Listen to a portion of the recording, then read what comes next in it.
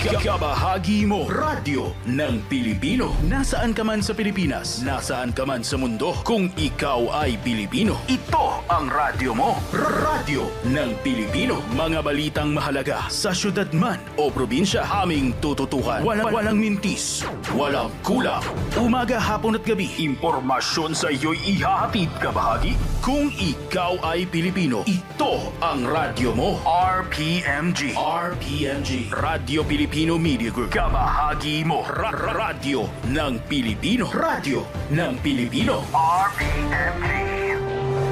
Walang paligoy-ligoy, walang paasa. Ang boses ng bayan, kaagapay ng masa, mga suki, mga kabahagi. Ito na ang programang laging handang umagapay. Dahil kapag serbisyo publiko, dapat todo. Serbisyo, todo.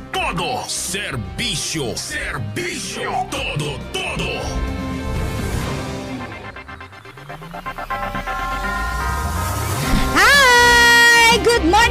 Good morning! Magandang umaga mga kabahagi. Welcome po dito sa ating programang Serbisyo Todo. Ang ating pag-uusapan more on laws, diba, no? Yung mga pinatutupad po, no, ng mga batas and even possible din, no, yung mga ordinansa, lahat ng mga panuntunan. Ang ating text line 0921-886-6056. Ulitin ko mga kabahagi, 0921-886-6056. Yan po ang ating text line. And of course, batiin natin ang mga kabahagi natin ngayon po ay nakikinig sa pamamagitan ng ating mga AM stations. Unahin natin ang AM, mamaya ang FM. Nandiyan po ang DZYM Mindoro, DYRB Cebu, DYRL Bacolod, DYRL Bacolod, DYRM Dumaguete, DXCO Cagayan de Oro, DZLT Lucena, DCTC Tarlac, DWPR Dagupan, DWRL Legazpi, DWRN Naga, DXGS General Santos, DXOC Osamis, and DXOW Davao. Hello naman mga kabahagi, paramdam naman kayo. Message niyo po ako ha. Pwede via Facebook.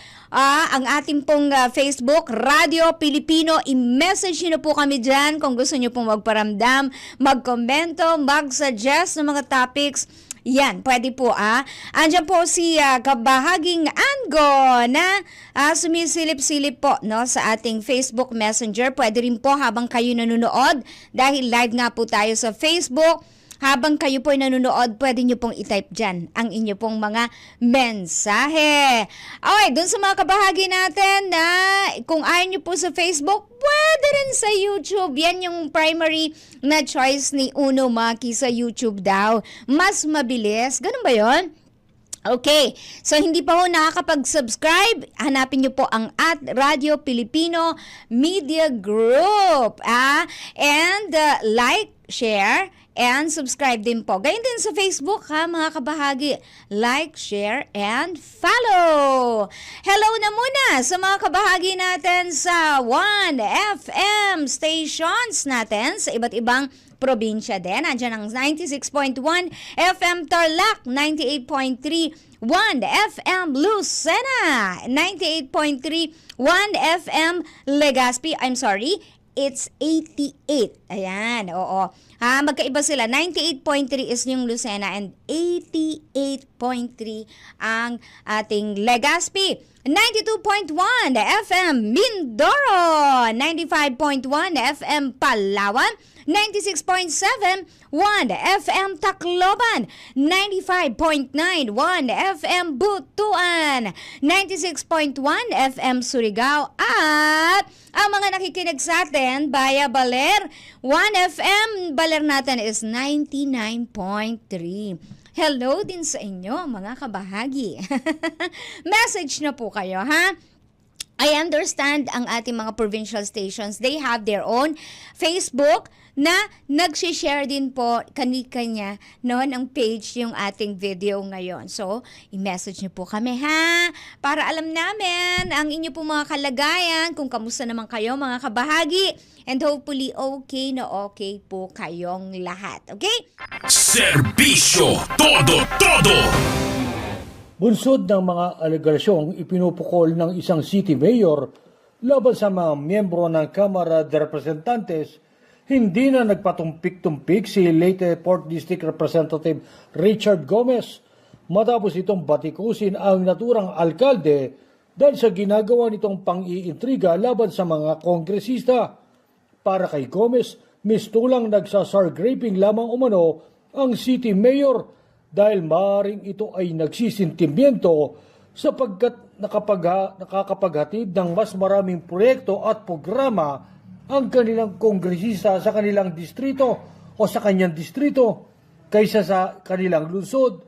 Gayunman, muling binigyan diin ni Gomez na kung ganito ang nangyayari sa lugar ng naturang city mayor, hindi anya dapat nitong idawit ang buong miyembro ng Kamara sa isyu ng korupsyon gaya ng patuloy nitong ginagawa. Pinayungan din ni Gomez ang city mayor na sa halip na siraan o dugisan ang integridad ng Kamara de Representantes tungkol sa isyu ng korupsyon, mas makakabuti anyang kausapin nito ang kanilang kongresista kaugnay sa mga proyekto nito sa kanilang distrito at ito'y kanilang mapakinabangan. Sinabi pa ng kongresista na ang inaatupag ng city mayor ay ang pambabatikos sa mga kongresista o sa kanyang mga kapwa kongresista tungkol sa korupsyon, habang napapabayaan naman ito ang problema sa kanyang sariling lungsod. Mula dito sa Kongreso, ako si Mar Rodriguez. Dahil saan man panig ng mundo, kabahagi mo ang Radyo Pilipino. Serbisyo todo. Mariing giniiti 4K Party List Congresswoman Iris Montes ng lalawigan ng Quezon na anumang pagkaantala sa remittance ng pondo sa PhilHealth ay katumbas ng pagkakaantala sa pagbibigay ng serbisyong pangkalusugan sa publiko.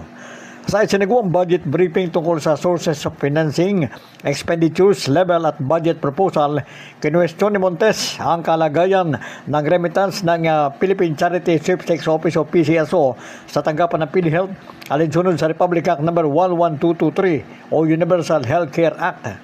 Ayon sa batas, 40% ng charity fund ng PCSO matapos ibawas ang documentary stamp tax at iba pang obligadong kontribusyon sa ilalim naman ng RA 1169 ay dapat mailipat sa PhilHealth sa pagtatapos ng bawat quarter. Tinanong ng kongresista kung bakit nananatili na hindi pa nailalabas ang pondo para sa ikapat na quarter ng 2024 na dapat sana ay nagagamit na ng PhilHealth upang mapabuti ang kanilang mga benepisyong alok sa mga miyembro. Binigyan din ni Montes na ang kanyang pagtatanong ay nakabatay sa layunin ng batas na tiyaking lahat ng Pilipino ay may patas na akses sa dekalidad at abot kayang serbisyong pangkalusugan at may proteksyon laban sa gastusin na pinansyal. Mula dito sa DCLT Lucena, ako si Tony Sandoval sa Mapanig ng Mundo, kabahagi mo Radyo Pilipino. Serbisyo todo. Ang Bureau of Internal Revenue sa pangunguna ni Commissioner Romeo Lumaghi Jr. ay naghain ng 75 kasong kriminal sa Department of Justice sa iba't ibang individual at negosyo na sangkot sa illegal na kalakalan ng vaporized nicotine at non-nicotine products. Ang mga kasong ito na inihain ay may kabuang utang sa buwis na 711.3 million. Ayon kay Commissioner Lumaghi Jr., ito ay isang sabay-sabay at pambansang paghahain ng mga kasong kriminal. Ang mga revenue region mula Luzon, Visayas at Mindanao laban sa pinakamalalaking illegal na nagbebenta ng vape tulad ng Plaba, Dengat, Flare at Tagpag.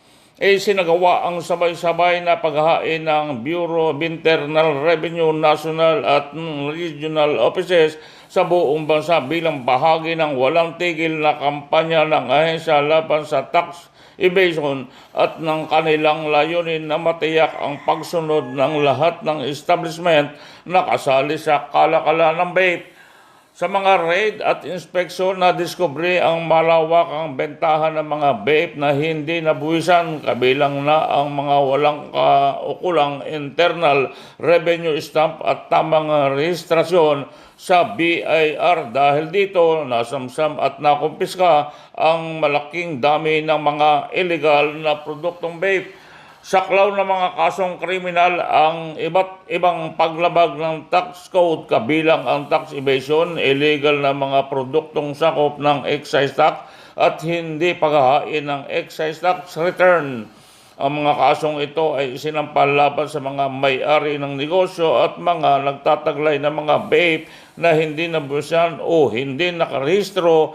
Ang pinakahuling paghahain na ito ay karugtong ng mga naunang aksyon ng BIR laban sa malalaking illegal na kalakalan ng vape. Ako, si Nestor Kagitlan, nag-uulat sa anumang panig ng mundo, kabahagi mo Radyo Pilipino. Serbisyo todo-todo. Kabahagi, naku, ngayong araw na ito ay maganda po ang ating talakayan. May kinalaman sa mga panuntunan para masawatan na itong mga nag-overcharging na mga TNVS, no? Alam niyo, malaking tulong sila sa atin, lalong-lalo na nung dumating po ang pandemya. Pero, eto nagkakaroon ng mga problema, mga overcharging, sinasamantala ang mga kababayan natin. Kaya mamaya po, makakaugnayan natin ay isang kinatawan ng mga grupo, no? Ng mga commuter group, mga kabahagi. Kaya antabayanan niyo po ang ating panayam mamaya. Uy, hello sa mga kabahagi natin na nanonood sa atin ngayon. Hello sa inyo. Guys, sana po ay nasa maayos kayong kalagayan. Andiyan si Karen Mendoza Pama ng Caloocan, Alan Ignacio ng Pandacan, Manila. Gayon din kay Booker Panotes ng Cavite. Mga kabahagi, marami pa tayong mga tatalakayin, mga updates of course. At syempre ang ating panayam sa pagbabalik ng serbisyo todo-todo! Kasama sa aksyon, kasama sa solusyon. Serbisyo todo-todo. Serbisyo todo-todo. Pulsong Pinoy. Pulsong Pinoy. Sa gitna ng napapanahong balita at usaping pampolitika, kailangan may malinaw at tapat na impormasyon. Huwag palampasin ang matalas na pagsusuri at malalimang talakayan sa mga mahahalagang isyu ng lipunan. Pulsong Pinoy. Pulsong Pinoy. Kasama si Ben Paipon mula Lunes hanggang Biyernes, alas 3 hanggang alas 4 ng hapon sa programang papakinggan ang pulso ng bawat Pilipino. Pulsong Pinoy! Pulsong Pinoy! Dito lang sa RPMG, Radio Pilipino Media Group, ang radyo ng Pilipino. Pulsong Pinoy! Pulsong Pinoy! Narito ang ilang mga hakbang na dapat gawin upang maging ligtas sa pagbaha. Manatiling nakasubaybay sa balita sa radyo, telebisyon o social media para sa mga updates. Siguraduhin may sapat na supply ng pagkain, tubig at gamot. I-charge ang mga cellphone at iba pang communication devices. Lumikas sa mas mataas na lugar kung malapit sa ilog o dagat. Isara ang mga bintana at pinto at tiyaking matibay ang mga bubong. Iwasan ang pagtawid sa mga binahang lugar. Kung kinakailangang lumikas, dalhin lamang ang mahahalagang gamit. Maging handa, maging alerto at manatiling ligtas. Isang mahalagang paalala mula sa kabahagi mo, Radyo Pilipino. Muling nagbabalik ang serbisyo todo-todo. Dahil kapag serbisyo publiko, dapat todo!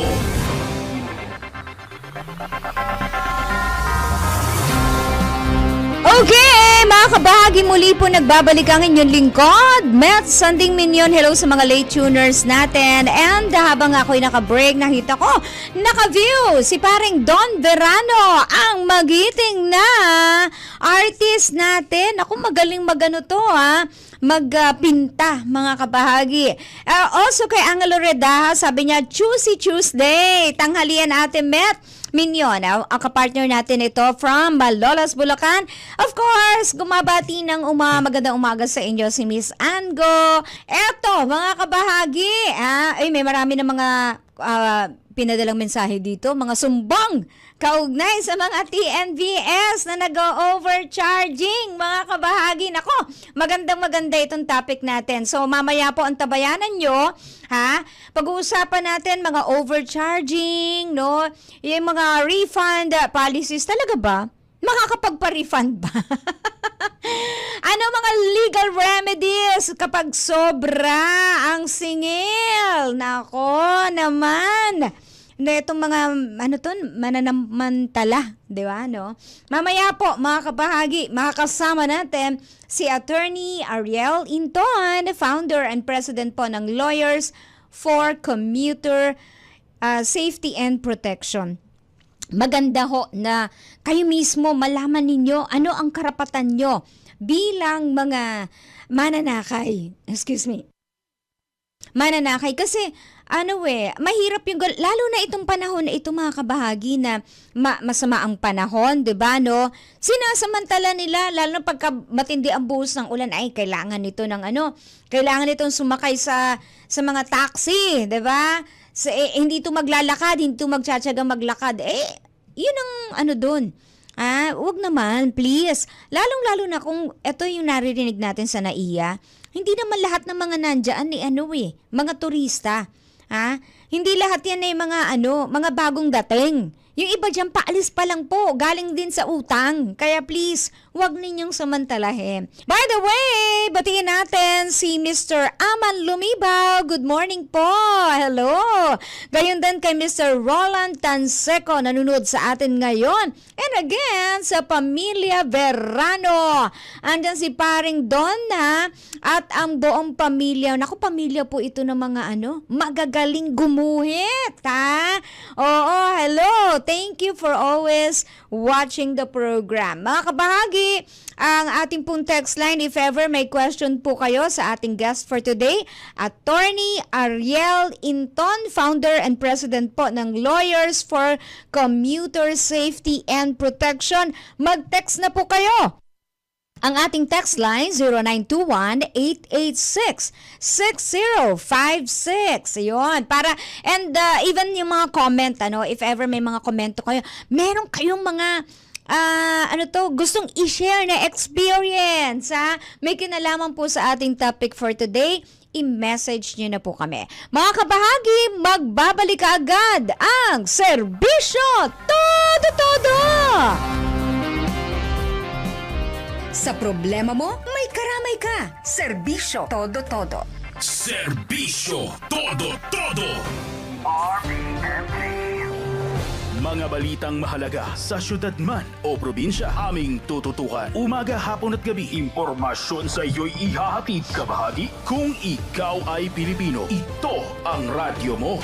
RPMG. RPMG. Radyo Pilipino Media Group. Kabahagi mo. Radyo ng Pilipino. Radyo ng Pilipino. RPMG. Ang fake news ay nakasisira ng reputasyon ng isang individual at maaring magdulot ng malaking epekto sa larangan ng pamamahayag. Siguraduhin mapagkakatiwalaan ang source ng inyong nakakalap na impormasyon. Ang public safety announcement na ito ay hatid sa inyo ng Radyo Pilipino Media Group dahil saan mang panig ng mundo, kabahagi mo. Radyo Pilipino. Muling nagbabalik ang Serbisyo Todo-Todo dahil kapag serbisyo publiko, dapat todo!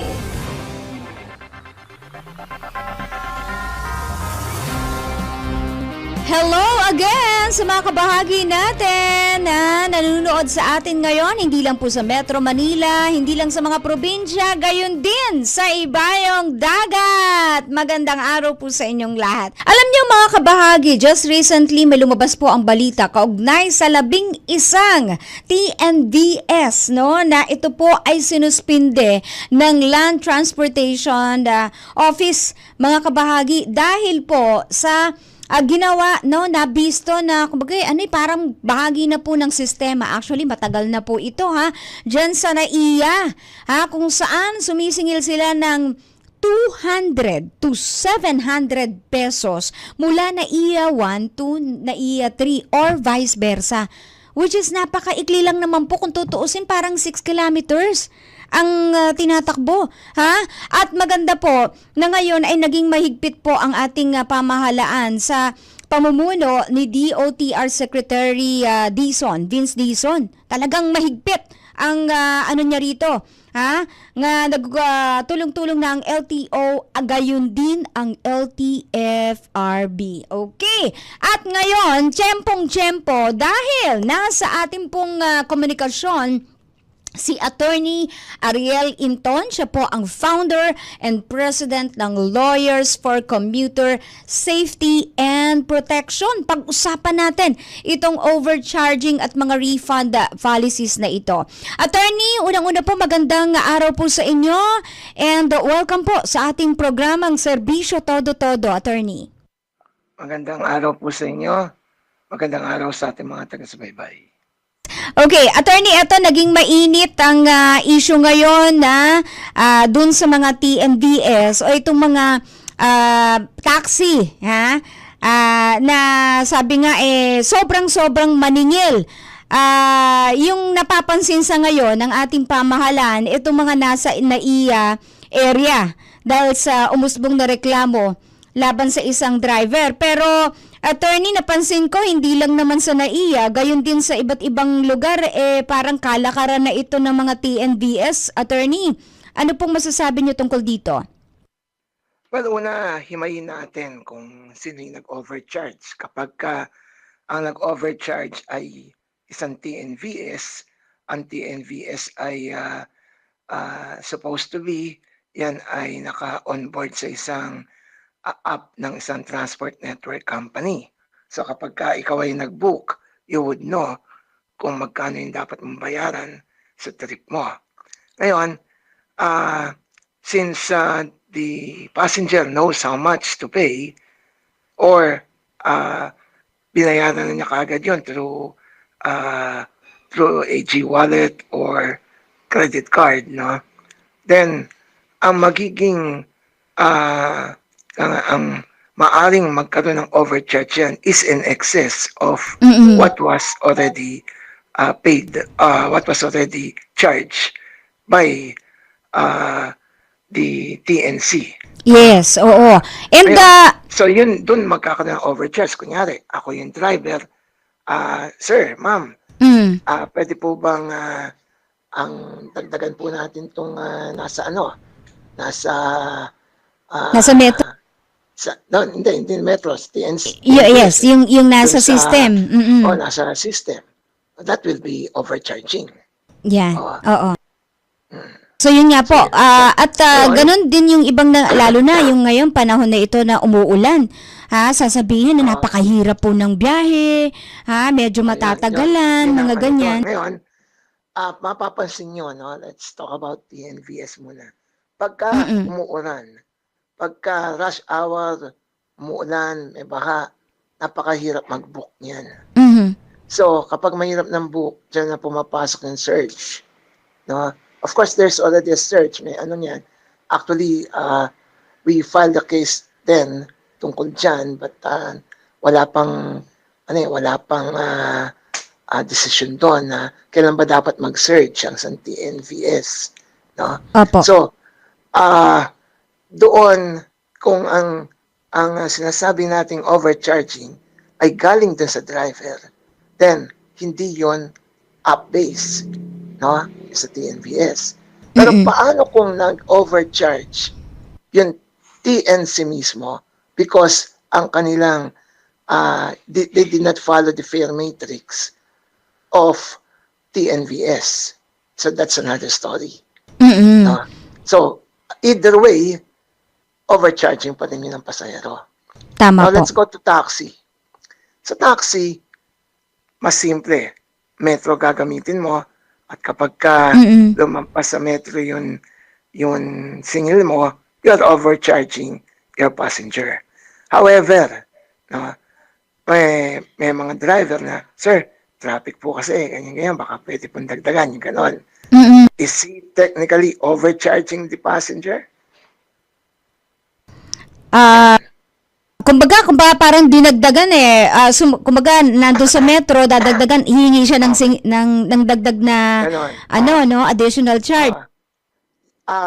Well, ganito ang tingin po namin dyan bilang sa LCSP. Mhm. Humihingi siya noon na as tip, Yan. good service. Walang overcharging yun. Aha. If he will say na, mula Terminal 1, Terminal 2, 700 po, and that's overcharging already. Not only now it's overcharging, you are not using the taximeter. Yes. Hindi ka nagpapadagdag for good service. Hindi ka humingi ng tip nun, no? You Tama are po. demanding already in excess of what is the right fare. And that is overcharging. Iyon.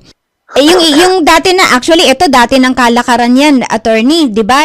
Hindi sa mga TNVS, pero mga regular taxis ito, na ang nangyayari is, bago ka isakay, hindi, ganito kasi, sobrang traffic dyan sa area na yan, ano na lang, ganito na lang ang babayaran natin, ganon, kokontratahin. Yan yung nangyayari ngayon, contracting of passenger naman yan. So, kapag kayo ay pasahero at kinontrata kayo, no, hindi na kayo nag-metro, that's another violation, that is contracting of passenger. Oo. No?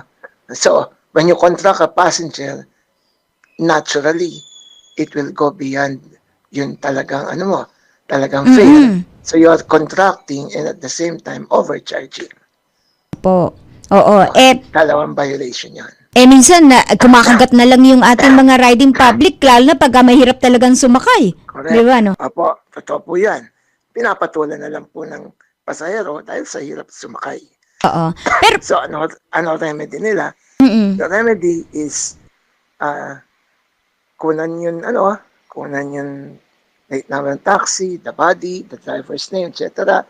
Sumbong nyo po sa LTFRB o sa LTO for proper administrative sanction. Yan, mga kabahagi, total, lagi namang may hawak na cellphone, kunan ninyo. Yung iba nga, yung mismong conversation ang nire-record nila, attorney.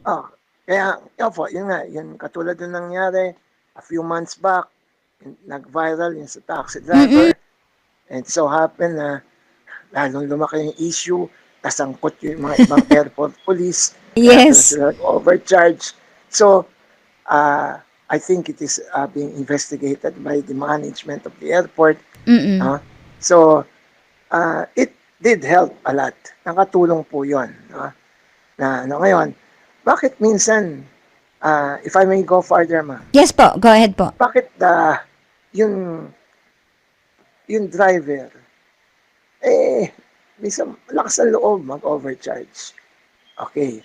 Number one is, ang overcharging kasi saka contracting passenger is a franchise violation. So, yung prangkisa ng operator ng tatamaan. It's a good thing now na under the leadership of si LTO Chief Attorney Vigor Mendoza, nagkaroon sila ng isang provision or nakahanap sila ng isang catch-all provision wherein they would suspend or even revoke the driver's license based on the basis that the driver is an improper driver. No? So, may takot na ngayon yung mga driver kasi yung lisensya na nila ang pwedeng mapuntarya. Unlike before, na which is really the case kasi ang LTFRB sa quasi-judicial body, you need to file a case there for overcharging, for contracting a passenger.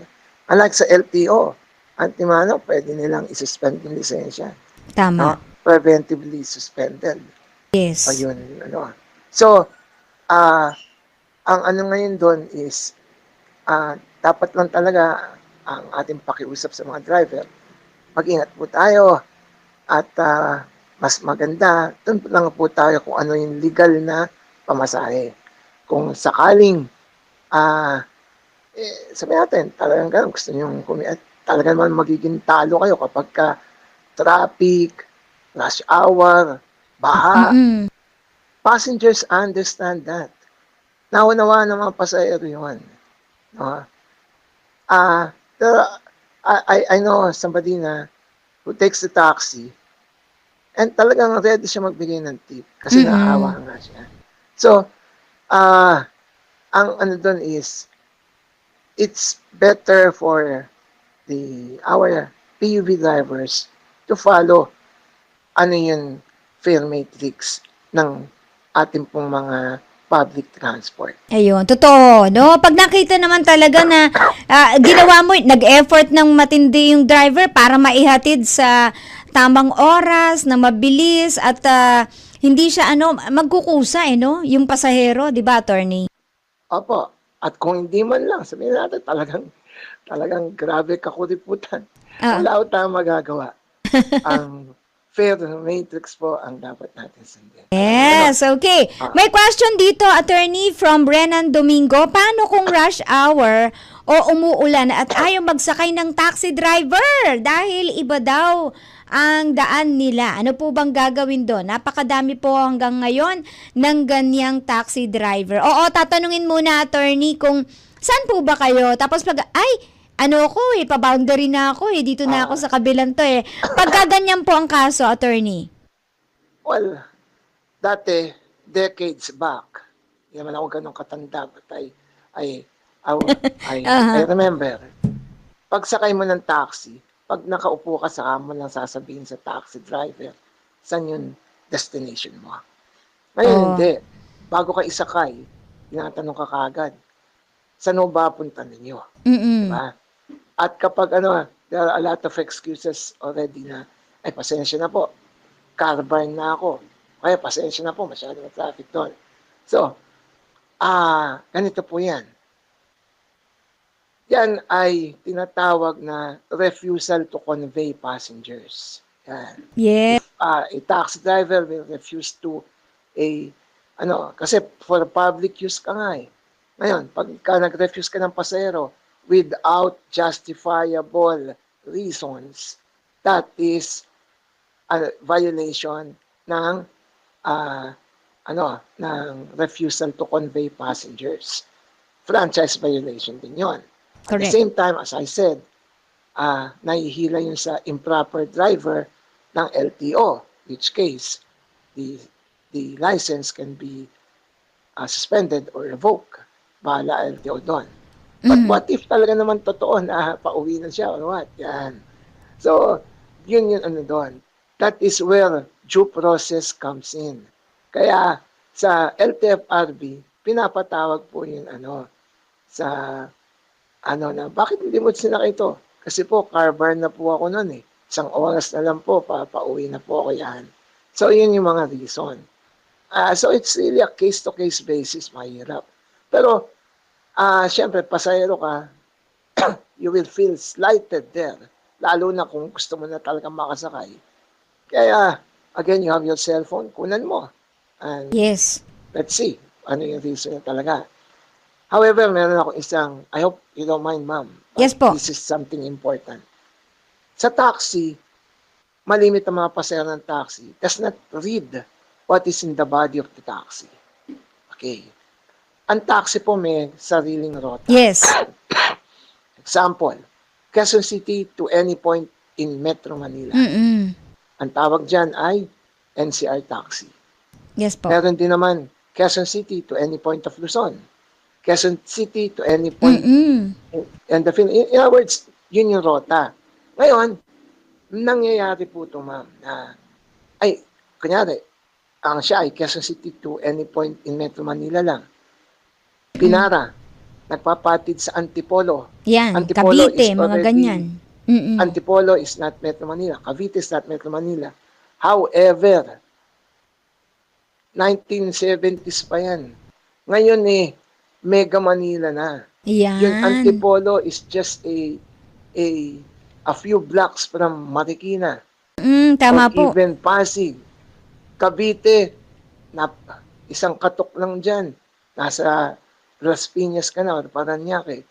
Pero Oo. meron mga sumbong sa grupo namin na hinuhuli yon na out of line and therefore colorum. Mm-mm. Kaya sinasabi namin, mukha yatang isa to sa dapat tingnan ng ating pong LTO, LTFRB. Yes. Na yung mga yung rota ng taxi, siguro kailangan ng tingnan na when it's yung Mega Manila na, kasi maraming everyday commuter from Antipolo to Quezon City. Maraming everyday commuter Cavite to Manila. Tama. Maraming Oo, yan. mga workers Even- natin, 'di ba, attorney? Even may Kawayan, may Kawayan Bulacan. to Yeah, oo. Valenzuela, Metro Manila. That's just a town away. Mm-mm. Pero may mga hinuhuli dyan. Mm. And we had one case and we appealed this case to LTO na i-relax natin to. Opo. Pwede naman na kapag ka pinikap mo sa Quezon City, pahatid ng Antipolo, pagbigyan mo na yon. Na ano, Correct. bakit? Oo. Kasi ang masama, kung dun siya pumick up outside of his route, diba? Pero it's still a gray area. Pero makakatulong po yan sa ating mga driver kasi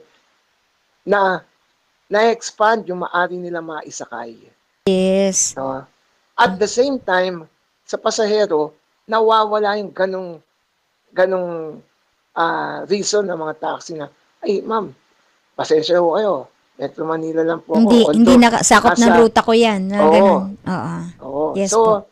yan ang isang tingin ko na kailangan nating reviewin mabuti because Metro Manila now is not Metro Manila in the 70s. Yan. Mega Manila na tayo. Opo. Okay. Eto, attorney, bago tayo matapos, dito sa ating talakayan, ano daw po ang best advice ninyo para sa lahat po ng driver man o di kaya pasahero para maiwasan po yung gulo at saka reklamo sa mga taxis or TNVS?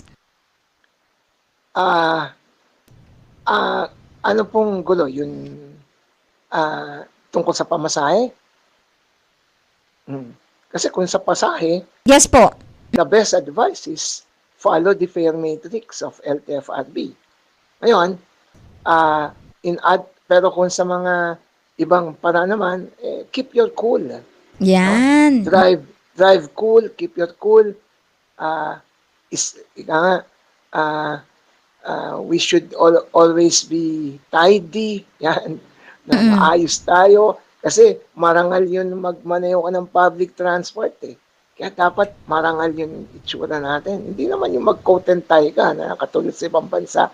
But at least you follow the memorandum circular of LTFRB sa mga driver's uniform. Yan, oo naman. Hindi mo ka nakakatakot sumakay kasi mukhang goons. Di ba no, attorney? Ganun na. Kaya, ano lang, marangal po ang pagmamaneho ng public transport. Yes po. Hindi yan basta-basta. Aha. Para makakuha ka ng professional driver's license, napakahirap. No?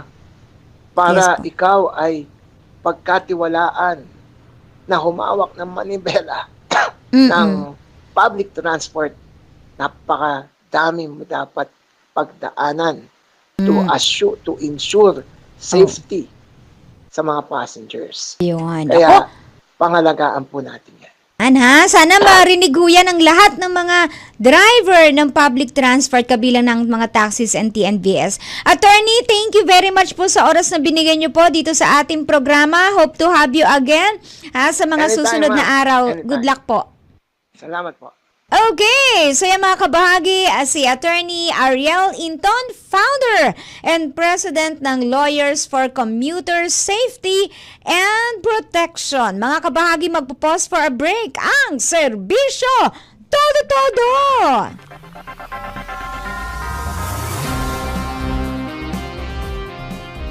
Walang atrasan sa paglilingkod. Serbisyo todo-todo. Serbisyo todo-todo.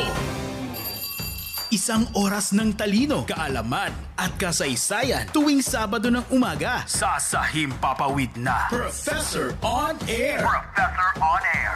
Sama-sama tayong matuto ng mga bagong kaalaman. Balikan ang mga makasaysayang kaganapan.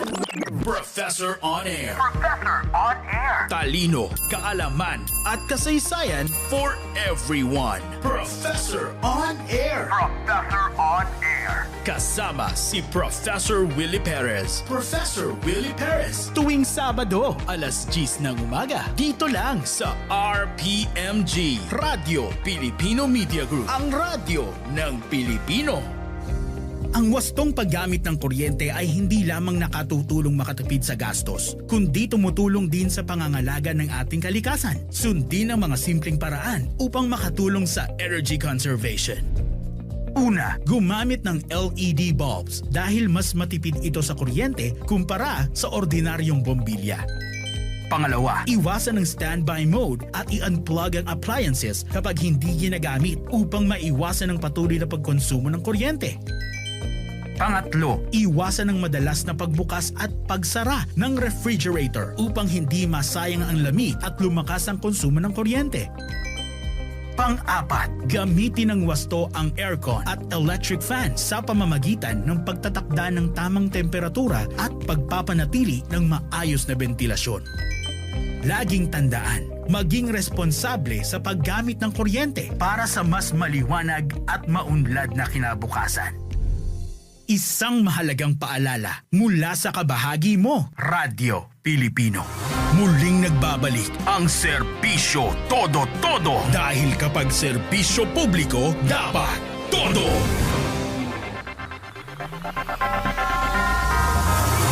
Muli po nagbabalik ang ating programa. By the way, happy birthday to Ma'am Melena Del Rosario Don Verano. Aba, yun nanonood sa atin, magba-birthday pala. And Casey Bajao Casiano, happy birthday in advance. Mga kabahagi, ako po'y magpapaalam na. Pero bago yan, magpapasalamat ako kay Miss Ango, Mr. Ram Alonso, Fiana Sweet Ferrer, and of course kay Serge Magat sa ating mga trainees, Antril Embalsado, Adrian Quinto, Alexa Frias, Trixie Bonilla, Lovely Bailon, Leigh Billones, and Ruru Tanseco. Siyempre naman sa ating co-pilot, Mr. Darren Camela at Engineer Dave. Maraming salamat po mga kabahagi. Kapag serbisyo publiko, dapat todo! Dito yan sa serbisyo todo-todo!